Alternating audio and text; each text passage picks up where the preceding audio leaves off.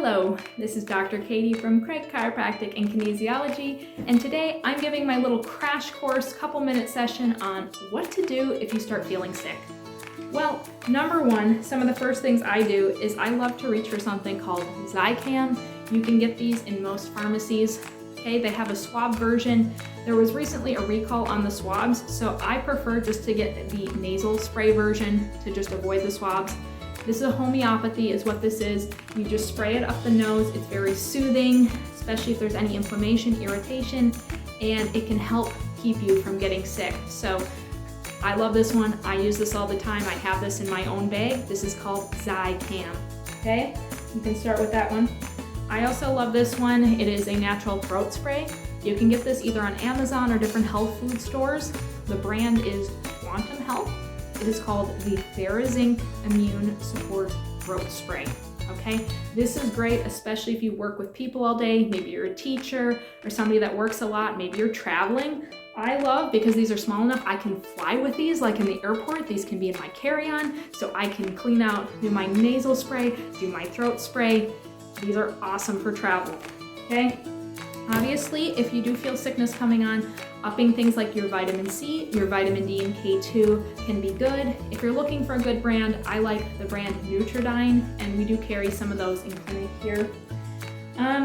Yeah, another thing I love is if you start getting any kind of like nasal congestion, mucus, I love using things like a neti pot, where you do essentially a salt water rinse.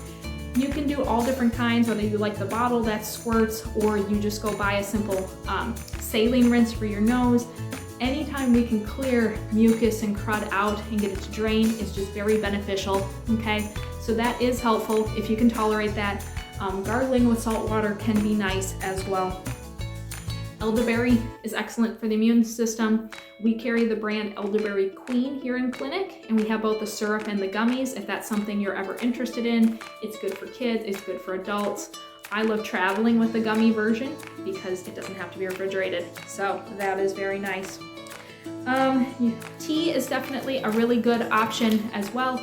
You can use, I love traditional medicinals is nice. You can also get fresh ginger and peel it and boil it to make sort of a tea or a broth. Add some lemon and honey, and that's very soothing. Cough drops are also an alternative. Traditional medicinals does carry some pretty decent pre-made cough drops. They can be a little bit more expensive, so as an alternative, sometimes I will buy the Ricola ones. They may not be perfect, but I still find that Ricola is still a step up from many of the ones you'll find in your pharmacy. So if you need these on occasion, I would reach for something like this that's a little bit more herbal based. Some people prefer to make cough drops at home, and that's just fine. If you have the time and means to do that, go for it.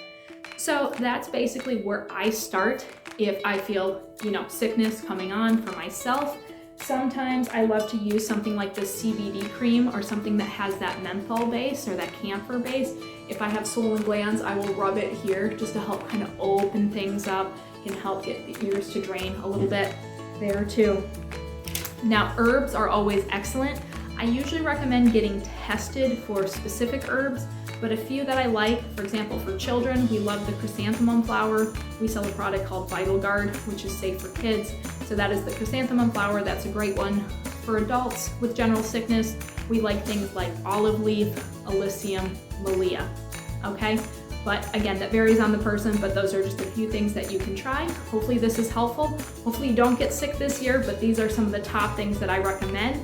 If you feel a cold or flu coming on, stop eating sugar and reduce dairy intake. That'll go a long way to help you. Start drinking more broth, have some soup, and enjoy some tea. All right, hope you feel better soon, and we'll see you soon in the next video.